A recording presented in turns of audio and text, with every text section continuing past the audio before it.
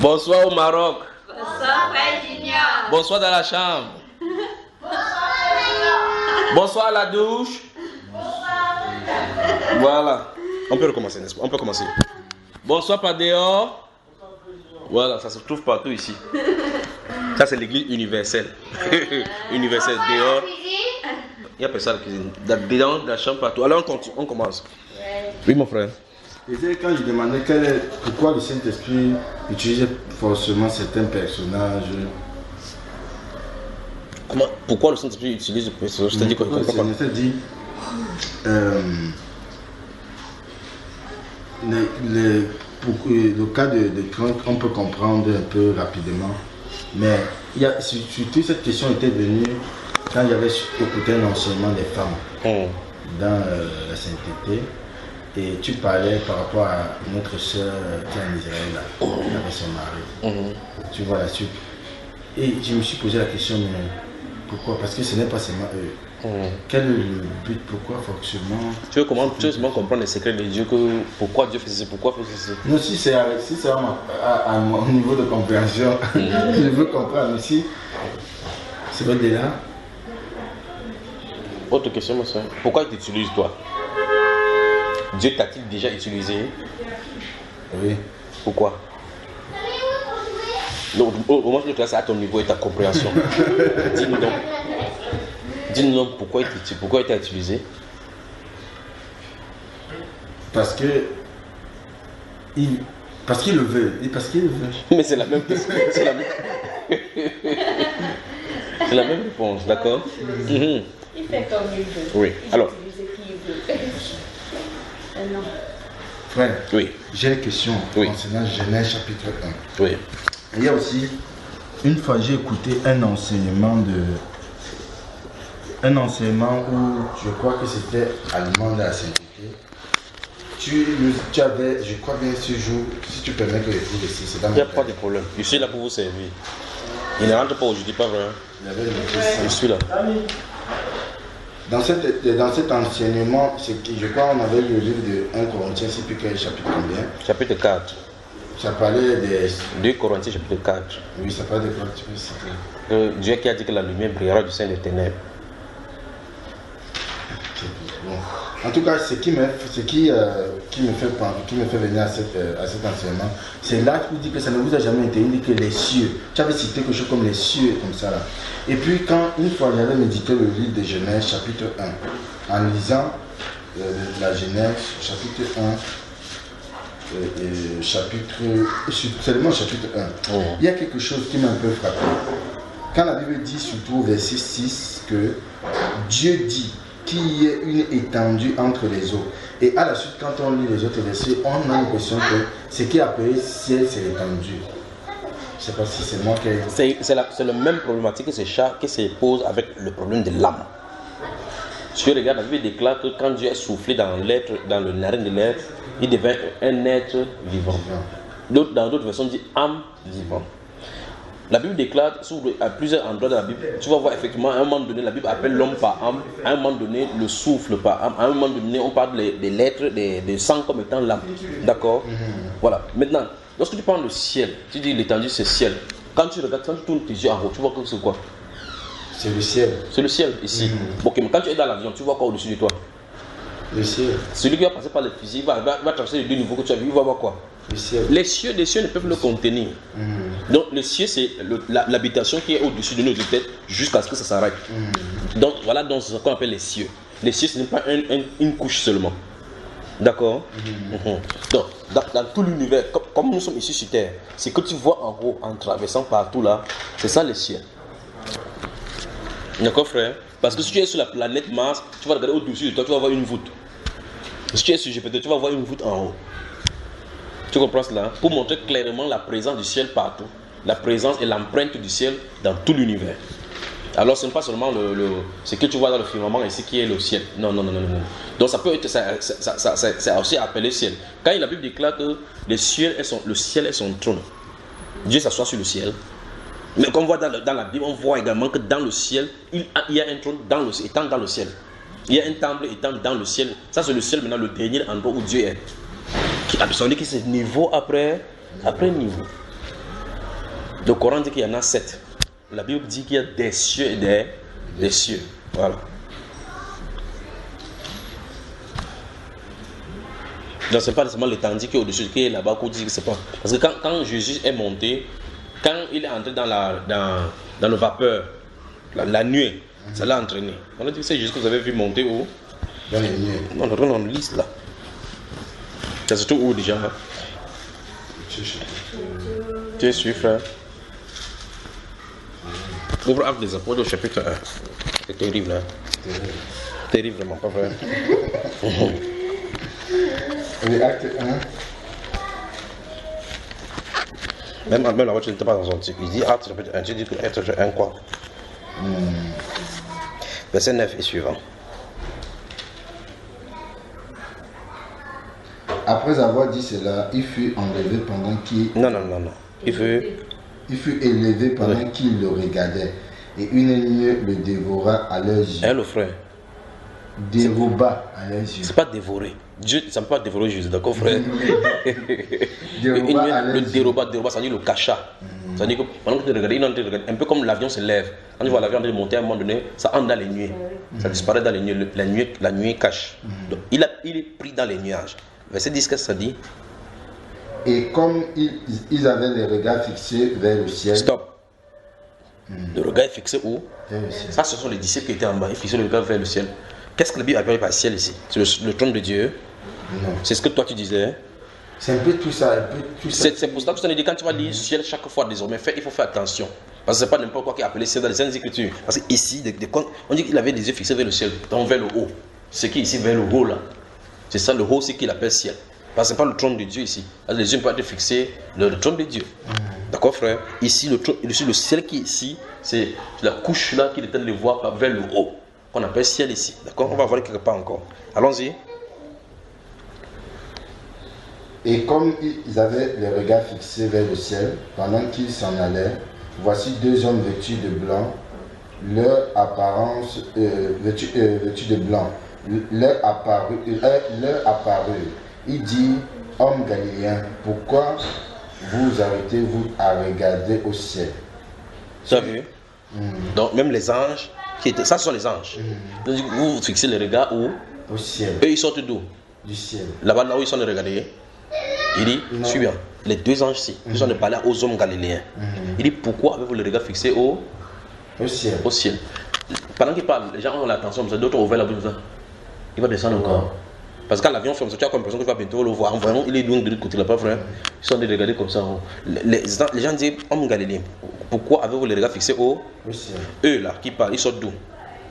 Ils sortent du ciel. Non? Ok, ils sortent de l'endroit où eux ils sont en train de regarder.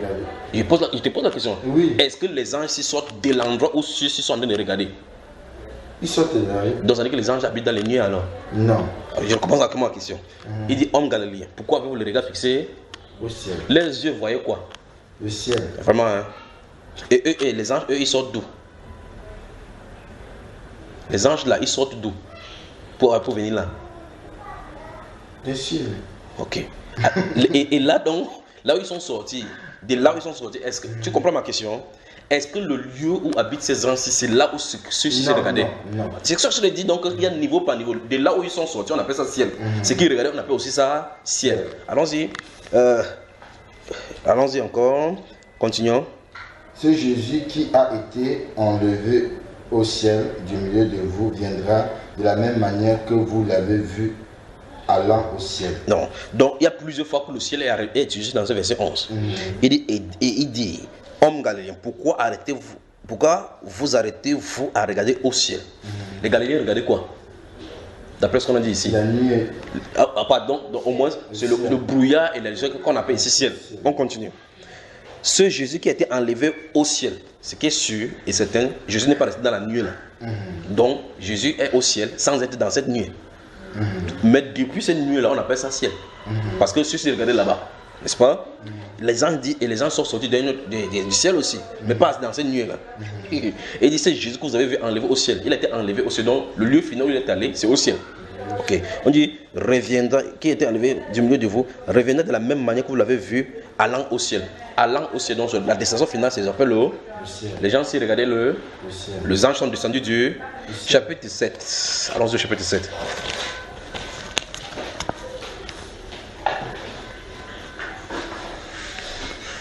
Tu y es? 54, 57, 5 et 56. 54, 55, 56. Verset 54.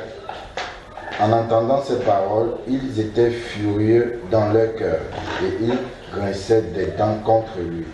Mais Étienne, rempli du Saint-Esprit et fixant les regards vers le ciel, vit la gloire de Dieu et Jésus debout à la droite de Dieu. On va encore regarder là-bas.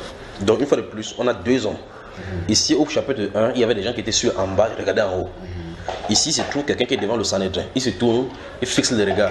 Il voit les cieux et puis jusqu'à il voit Jésus à la droite de la gloire de Dieu, n'est-ce pas? Lequel il a vu? Il a vu quel niveau? C'est le même niveau que ceux-ci quand il voit Jésus par terre. Donc fais attention. C'est pour ça que la Bible déclare les cieux et des cieux ne peuvent le compter. Et tous ces niveaux, dans tous ces voûtes-là, tous ces niveaux-là sont appelés les cieux. D'accord, frère? Voilà. Des questions?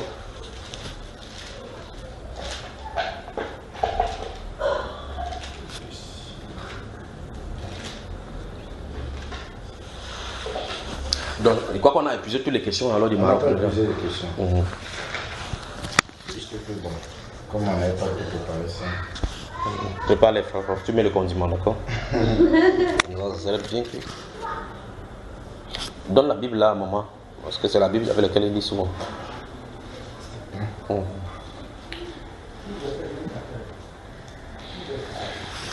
Le temps qu'on attend les autres qui viennent, je crois que dans plus d'une étape, il serait là quitter des dangers, non? Il a dit qu'il a pris le TGV. Donc ça serait d'arriver en principe. Alors des questions? J'ai une question dans le livre de Jérémie, chapitre 6. Le verset 22 et 23. Jérémie, chapitre 6, verset 22 et 23. Je vais lire. Ainsi, Jérémie, chapitre 6.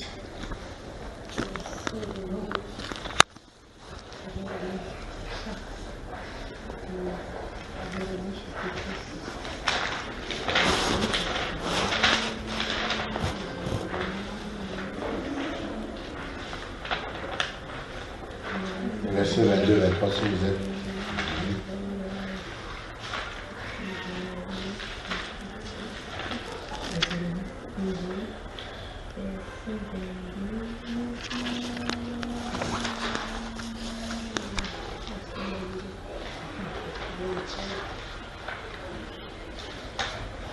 C'est bon. Verset 22 dit ainsi par l'Éternel, voici un peuple vient du pays du septentrion. Une grande nation se lève des extrémités de la terre. Ils portent l'arc et le javelot. Ils sont cruels sans miséricorde. Leur voix mugit comme la mer. Ils sont montés sur des chevaux, prêts à combattre comme un seul homme contre toi, fille de Sion. Ma question est de savoir de qui ici s'agit-il? Tu as lu tout le livre de Jérémie? Tout le livre de Jérémie? Oui. Oui, mais ces choses-là, quand tu lis après demain, c'est comme ça. Ça fait longtemps, tu n'as pas lu quoi. Oui, le message de Jérémie concerne quoi particulièrement? La repentance d'Israël, sinon Nebuchadnezzar viendra et détruira le temple. Mais quand tu regardes la position d'Israël, tu regardes la position de Nebuchadnezzar, il se trouve où par rapport à Israël? Je n'ai pas bien compris la question. La position du pays de Nebuchadnezzar se trouve où par rapport à Israël? Vers le septentrion. Voilà. Mais justement, c'est ça que je pensais à ça, mais tout ce qu'il dit, il porte l'arc et le javelot. Où le problème? Il n'est pas là à ce moment-là. Je me suis dit, est-ce que ce n'est pas un symbole qui représentait peut-être. J'avais pensé à peut-être. Comment ça s'appelle encore là? Il est. Non. Et j'avais pensé ça qui m'a un peu. Sinon, je pensais assez à Nebuchadnezzar. Mais c'est lui dont on a parlé, c'est parce que c'est ça qui va venir par arriver. Parce que si je lis, Jérémie va leur avertir sur les versets 14, 15 et 16, il va leur parler qu'ils examinent les anciens chemins, les anciennes voies et regarder les recherches des anciennes voies et y marcher. Et ceci vient depuis le prophète Ézéchias. Si tu regardes le roi Ézéchias avait fait, à l'issue du rétablissement de son mari, de sa maladie, les gens étaient venus de Babylone. Et il a montré tous les trésors de la maison, même des choses de Dieu, à ces gens, à ces émissaires qui étaient venus d'Israël pour lui rendre visite. Puis le prophète est venu vers lui et dit qui sont ces gens-ci? Il dit que ce sont le roi du Nord qui les a envoyés vers lui. Il dit qu'est-ce qu'ils ont qu'ont-ils vu? Il dit que je les montre tous mes trésors. Ainsi parle l'Éternel. Le moment viendra, ils attacheraient tes fils et ils iront là-bas. Donc en réalité, même la prédication de Moïse, du prophète Jérémie, était prévue que les gens n'acceptent pas. Parce qu'un autre prophète va parler avant lui, qu'on va venir prendre toutes ces choses pour aller. Donc tout ce qu'il allait parler, tout ce que Jérémie prophétisait, il prophétisait n'importe quoi pour que les gens puissent se repentir. Ils ne se repentaient pas. Parce qu'un prophète avait dit, on les prendra, on les amènera. Parce que la volonté de Dieu, c'est qu'ils se soumettent à Nebuchadnezzar. Donc le fait de Javelot, quand tu vas regarder au chapitre de 47 jusqu'à 51, tu vas voir effectivement que finalement, Nebuchadnezzar va venir, il va détruire les palais. D'accord mon frère? Donc en première vue, tout à l'heure nous parlions des choses, des prophéties qui se répètent. N'est-ce pas frère? Michée. Alors c'est dans le livre de Michée, du prophète. Il dit par rapport à ce que tu as posé dans le livre de Jérémie chapitre 6. Ok. Prophète Michée.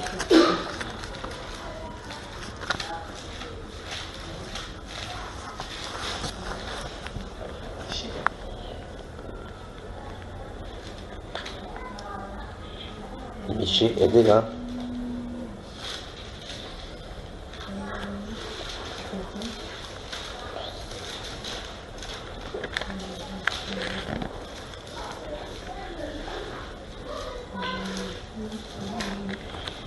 C'est bon là, c'est ouvert là.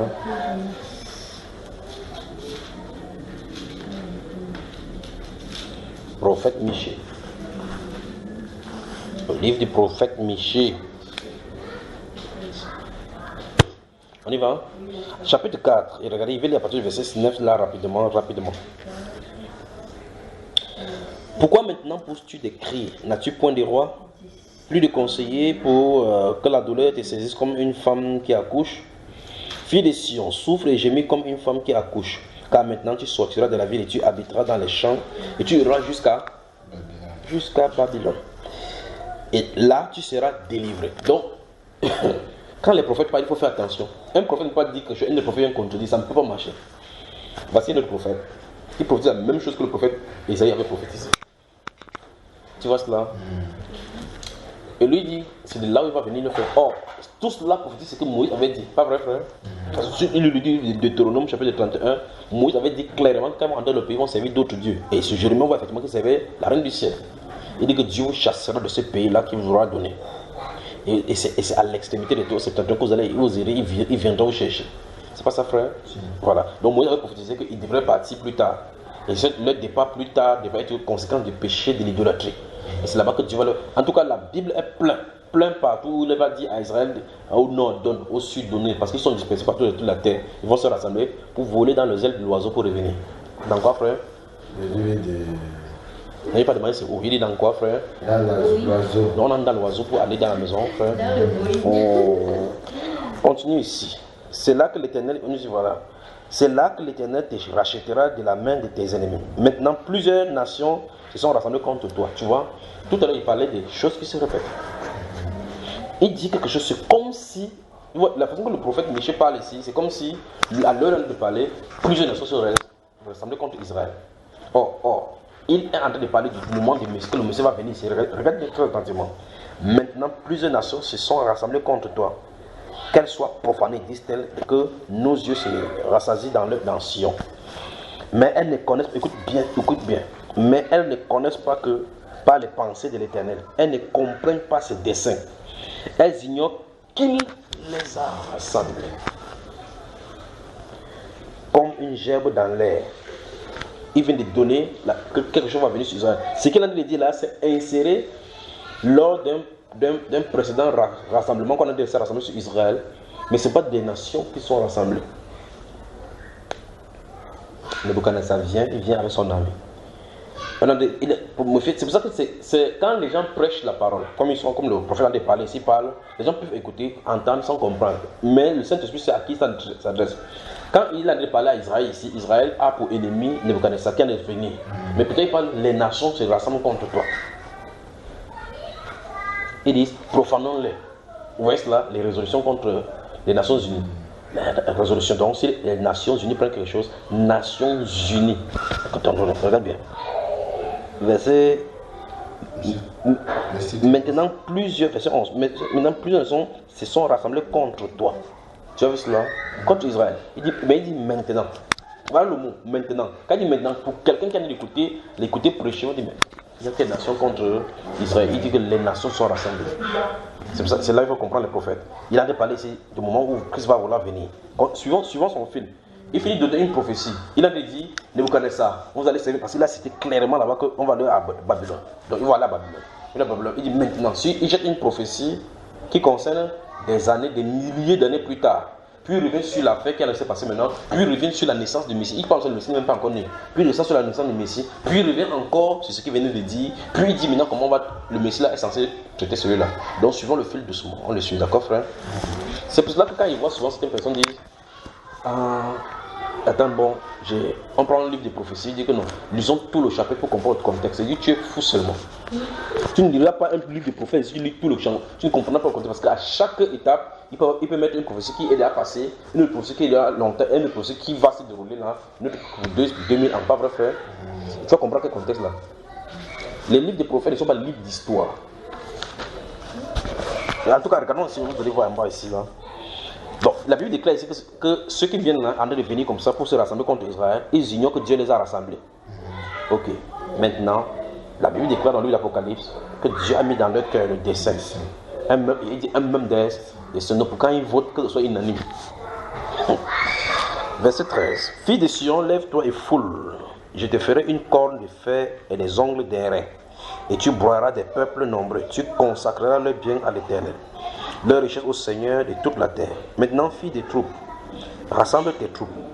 On nous siège. Avec la verge, on frappe sur la joue le juge d'Israël. Donc, on se moque de Jésus. On dit n'importe quoi. On se moque de lui. En plein, dans la gueule, ça dit qu'en plein Israël. Chapitre 5. Et toi, Bethléem. D'abord, une petite chose, correction.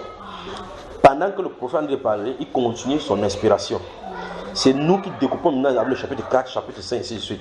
D'accord? Donc il a de parler par la suite, c'est et toi Bethléem, Ephrata, petite entre les milliers de Judas, de toi sortira pour moi un chef, celui qui dominera Israël et dont l'origine remonte au temps d'ancien, au jour de l'éternité. C'est pourquoi, regarde bien, il finit de dire la naissance de Jésus. C'est pourquoi il est. C'est pourquoi il les livrera jusqu'au temps où enfantera ce qu'il doit enfanter. Tu vois cela? Ok. Et le reste de ses frères reviendra auprès des enfants d'Israël. Ici, il y a un problème. Tu vois qu'ici, on a parlé du reste d'un frère. On parle de qui ici? Les chrétiens. Il se présentera, écoute bien, là il revient sur le gouverneur. Il se présentera et il gouvernera avec la force de l'Éternel. Ici, le verset n'est pas encore complet. Nous sommes d'accord, frère?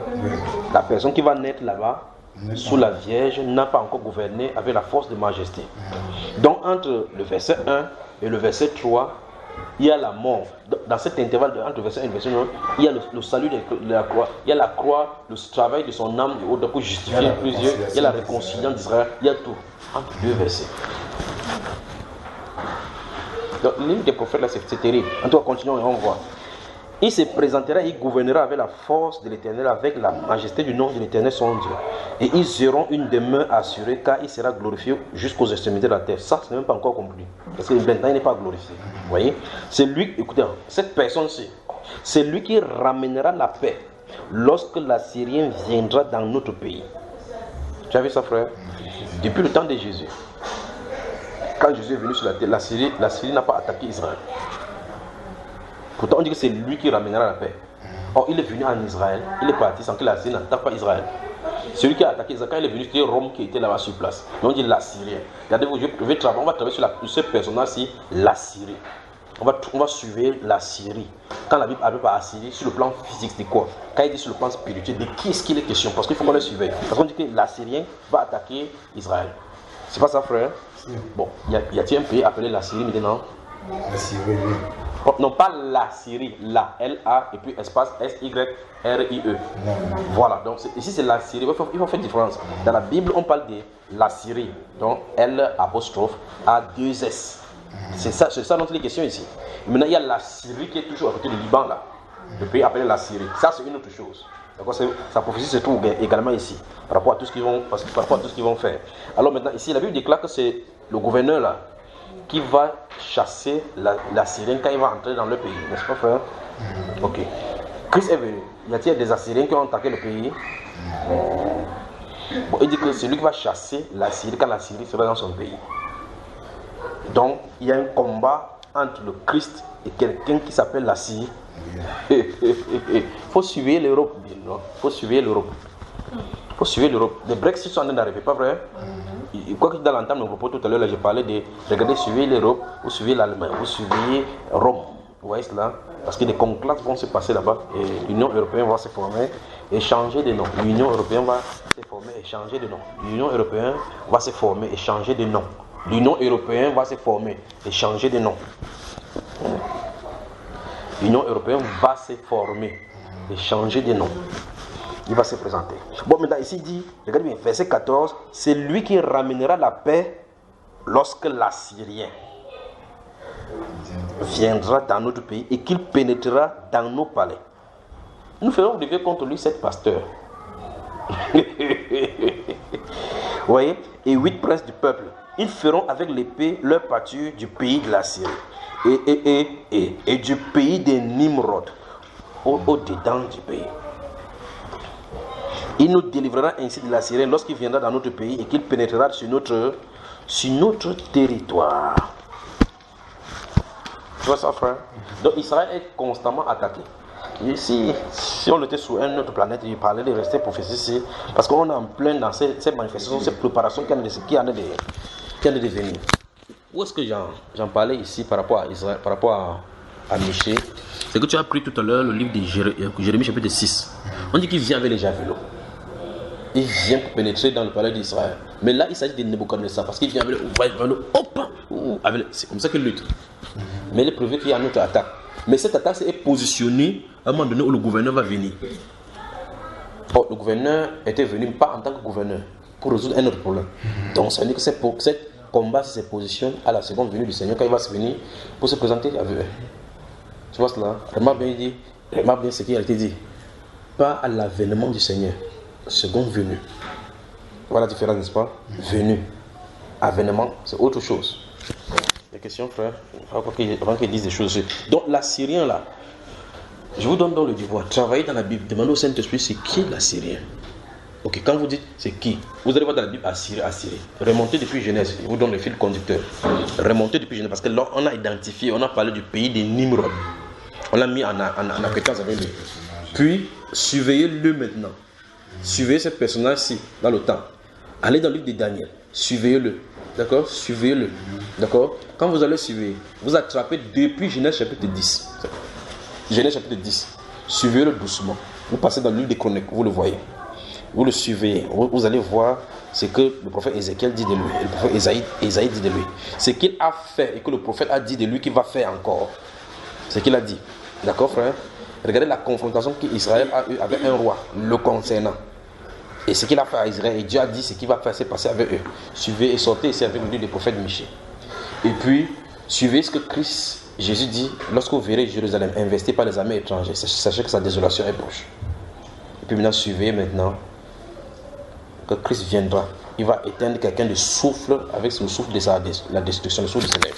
Suivez ce personnage. D'accord? Mais frère, je vois dans un enseignement. Ça suivi, frère. Il s'agit de qui? L'Assyrien. L'Assyrien. Dans un enseignement je crois que c'était l'étude des livres d'Apocalypse concernant le pays là-bas. Et tu as fait la parallèle avec le livre de Daniel. Tu parlais justement monsieur. Donc, ça veut dire qu'il va réviser alors, comme c'était le devoir, va réviser d'une fois là-bas. Non, je veux juste te dire que dans cet enseignement, tu dis qu'il viendra de Rome. L'assyrien. L'assyrien, c'est son nom. Oui. L'assyrien, c'est son nom. C'est ça qu'il dit, va regarder l'autre pays et puis tu le suivais au courant de l'histoire. Tu vas voir qu'il a muté. L'assyrien, c'est un nom. Oui, machin. Ils vont l'appeler normalement assyrien. Non, oublie ça. C'est pas comme ça. C'est pas comme ça. C'est pour ça que les noms là ont disparu. Oui, mais c'est la Bible qui a. Non, c'est que du moment où il a commencé à manifester cela, c'est son nom. Comme par exemple, initialement, la Côte d'Ivoire. La Côte d'Ivoire, c'était pas la Côte d'Ivoire avant. Oui. Voilà. Tu vois que le royaume de Dahomey allait jusqu'en Côte d'Ivoire. C'est pas ça. Hein? Maintenant, on subdiviser les choses maintenant pour créer le problème. Mais Dieu, lui, il regarde, il connaît qui est qui. L'esprit du prophète reconnaît qui est qui. Tu comprends cela? Dans la Syrie. C'est le danger là-bas, la Syrie. On a vécu l'époque de la Syrie. Pas la Syrie, de la Syrienne. Et les autres ont d'abord des questions. Ok. Bon appétit, ma soeur. Courage encore, d'accord? C'est pas facile de monter la colline. Ma question c'est. Excusez-moi, je batte ma bouche. Ma question c'est, l'église sera-t-elle enlevée avant la grande tribulation ou bien va-t-elle... Pointez-le le doigt, pointez-le le doigt. Il faut écouter les enseignements. Là, tu vas en bas, Voilà. Mais c'est beaucoup, tu vois. Donc Mais le thème là se trouve là justement bien développé. ils ont mis un... Oui, donc tu vois, grand enlèvement et grande tribulation. Mais moi j'ai cherché sur mon bail, j'ai cherché... C'est sûr. Attends, il va te retrouver ça maintenant même là. Oui. La tribulation... Ne t'inquiète pas, il y a tout dedans. Il y a tout dedans. C'est que c'est 9 heures de temps. Tu écoutes pendant 9 heures, d'accord ma soeur? Parce que j'ai prêché pendant 9 heures de temps. Donc tu écoutes pendant 9 heures. Parce qu'il y a des gens qui m'appellent pour ça. Je dis, frère, je réponds en une seule phrase.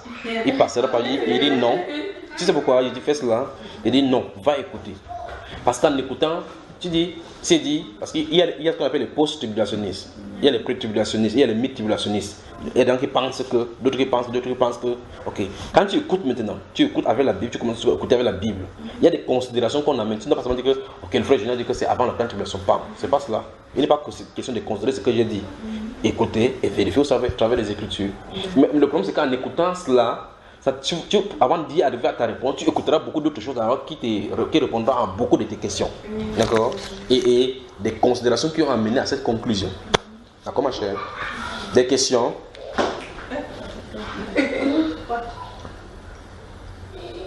Des questions? Il faut que la femme va dedans. Il faut que cette femme va dedans. Que les enfants ne viennent pas ici. Il avait répondu.